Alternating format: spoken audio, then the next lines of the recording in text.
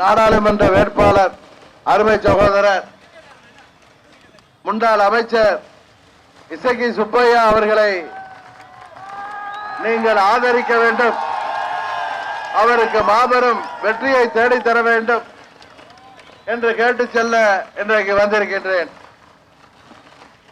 காரணம், தமிழ்நாட்டை வஞ்சித்துக் கொண்டிருக்கின்ற இந்த மத்திய மாநில ஆட்சியாளர்களை வீட்டுக்கு அனுப்ப நீங்கள் 2 ஆண்டுகளாக காத்துக் கொண்டிருக்கின்றீர்கள்.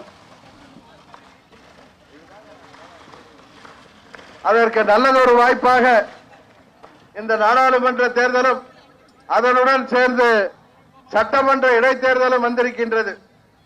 நாடாளுமன்ற தேர்தலிலே மத்தியிலே ஆளுகின்ற மோடிக்கு ஒரு சீட்டு கூட நீங்கள் இங்கே கொடுக்க மாட்டீர்கள் என்பது எங்களுக்கு தெரியும்.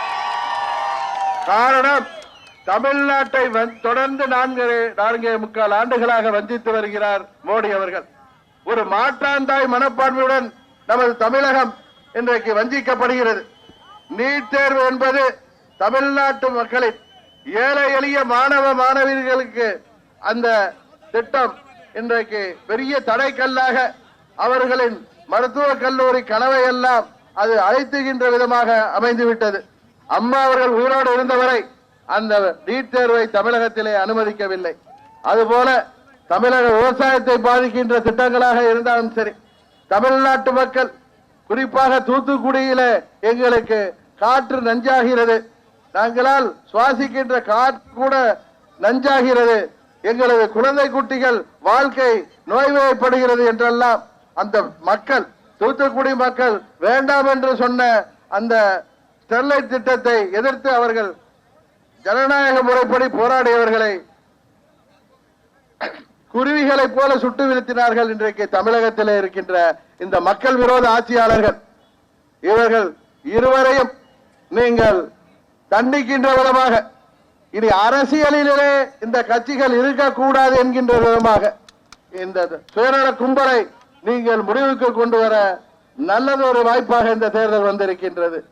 சுயநலத்தோடு அமைக்கப்பட்டிருக்கின்ற இந்த துரோக கூட்டணி காரணம், அம்மா அவர்களை தமது சட்டை பையிலே படமாக வைத்துக் கொண்டு இது அம்மாவின் ஆட்சி, இது அம்மாவின் ஆட்சி என்று சொல்பவர்கள் அம்மா அவர்கள் கொண்டு வந்த திட்டங்களை எல்லாம் மூடுவிழா நடத்திவிட்டார்கள்.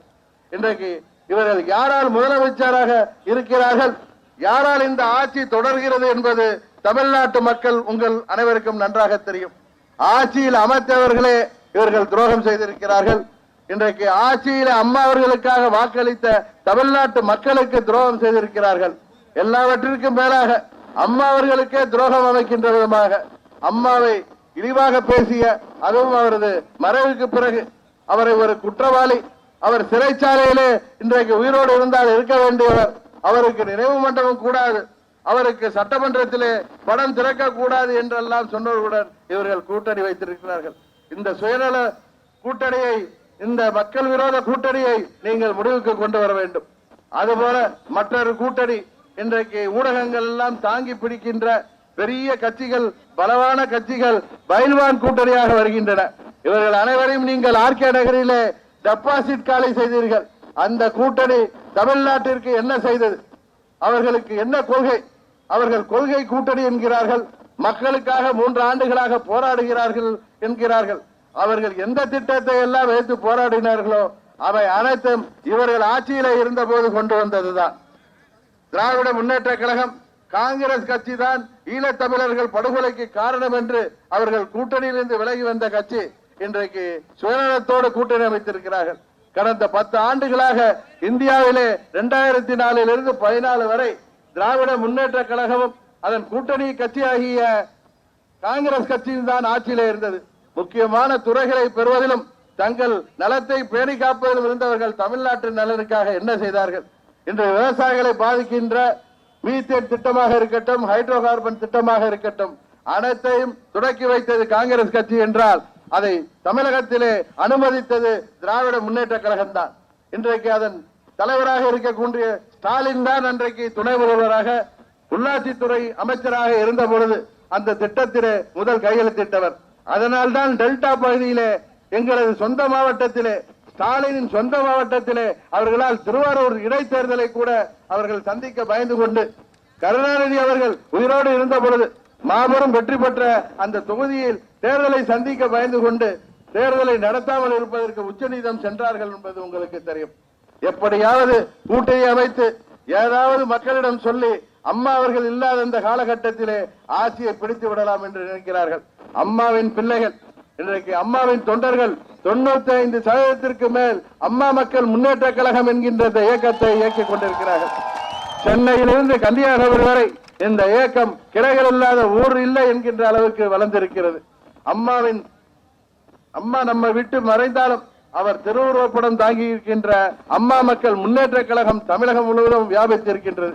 அதனால்தான் பெரியோர்களும் தாய்மார்களும் அம்மா அவர்கள் இருந்த போது எப்படி இந்த இயக்கத்தை ஆதரித்தார்களோ அதுபோல தமிழ்நாட்டிலே வாழ்கின்ற இளைஞர்களிலே 80% மேல் நமக்கு ஆதரவாக இருக்கிறார்கள்.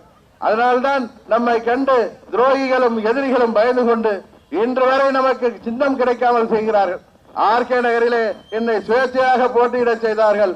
ஆனால் ஆர்கே நகர் தொகுதி மக்கள், அம்மா அவர்களின் தொகுதி மக்கள் என்னை மாபெரும் வாக்கு வித்தியாசத்திலே வெற்றி பெற செய்தார்கள். இன்றைக்கு தமிழகம் முழுவதும் அம்மா அவர்களின் ஆட்சி மீண்டும் வர வேண்டும் என்ற எதிர்பார்ப்பு இருக்கிறது. அம்மா அவர்கள் கொண்டு வந்த திட்டங்களை எல்லாம் மீண்டும் தமிழகத்திலே செயல்படுத்தவும், ஒரு நேர்மையான மக்கள் விரும்பிய ஆட்சியை கொண்டு வரும். நாங்கள் எங்களது தேர்தல் அறிக்கையை நீங்கள் படித்து பார்த்திருப்பீர்கள். அது ஒன்றும் நாங்கள் ஏசி அறையிலே யாரோ 10 பேரோடு உட்கார்ந்து எழுதிய அறிக்கை அல்ல. தமிழகம் முழுவதும் சுற்றி 1.5 ஆண்டுகளிலே மக்களை சந்தித்து மக்களின் தேவைகளை நாங்கள் அறிவித்திருக்கின்றோம். குறிப்பாக நமது சென்னை போன்ற மாநகரங்களிலே உள்ள தனியார் நிறுவன ஊழியர்களுக்காக வீட்டுக்கடன், அவர்களுக்கு திருமண உதவி, பெண் குழந்தைகளுக்கு 50,000 உதவி, சீர்வரிசை பொருட்கள் மற்றும் தாய்மார்கள் பயன்படுத்துகின்ற சமையல் எரிவாயு கேஸ் சிலிண்டருக்கு 100 ரூபாய் மானியம், கேபிள் கட்டண குறைப்பு, பொறியியல் பட்டதாரிகளுக்கு குறைந்தபட்ச ஊதிய உத்தரவாதம், முதியோர் உதவித்தொகையை 1000 ரூபாயிலிருந்து 2000 ரூபாய் உயர்த்துதல், 60 வயது முதிர்ந்த ஆண் பெண் விவசாய தொழிலாளர்கள், நெசவாளர்கள், மீனவர்கள் மற்றும் அமைப்பு சாரா தொழிலாளர்களுக்கு மாதம் 4000 ரூபாய் உதவித்தொகை, மண்பாண்ட தொழிலாளர்களுக்கு மழைக்கால நிவாரணமாக தற்போது வழங்கப்படும் ரூபாய் 5000 என்பது இனிமேல் 10,000 உயர்த்தி வழங்கப்படும் போன்ற அனைத்து திட்டங்களையும் அறிவித்திருக்கின்றோம். இந்த மக்களின் நலன் கருதி அறிவிக்கப்பட்ட திட்டங்கள் நிறைவேறுவதற்கு நீங்கள் தான் எங்களுக்கு ஒத்துழைப்பு அளிக்க வேண்டும். நீங்கள் வாக்களித்து வெற்றி பெற செய்தால்தான் இந்த தேர்தல் அறிக்கை தமிழகத்தின் நலன் கருதி எல்லா பகுதி மக்களின் தேவைகளை உணர்ந்து உருவாக்கப்பட்டு இருக்கின்ற இந்த அறிக்கையை நாங்கள் நிறைவேற்ற முடியும். இந்த தமிழகத்தை வஞ்சிக்கின்ற, ஜாதி மத பேதத்தை உருவாக்குகின்ற, மதவாதத்தை உருவாக்குகின்ற இந்த கட்சிகளை புறந்தள்ளிவிட்டு மாற்றத்தை வேண்டி நீங்கள் அம்மா மக்கள் முன்னேற்ற கழகத்திற்கு வாய்ப்பளிக்க வேண்டும். எங்களது வேட்பாளர் அருமை சகோதரர் இசக்கி சுப்பையா அவர்களை வெற்றி பெற செய்வதன் மூலம் நமது பகுதியின் தேவைகளை நிறைவேற்றி தருவோம் என்ற உறுதியை கூறி விடைபெறுகின்றேன். நன்றி, வணக்கம்.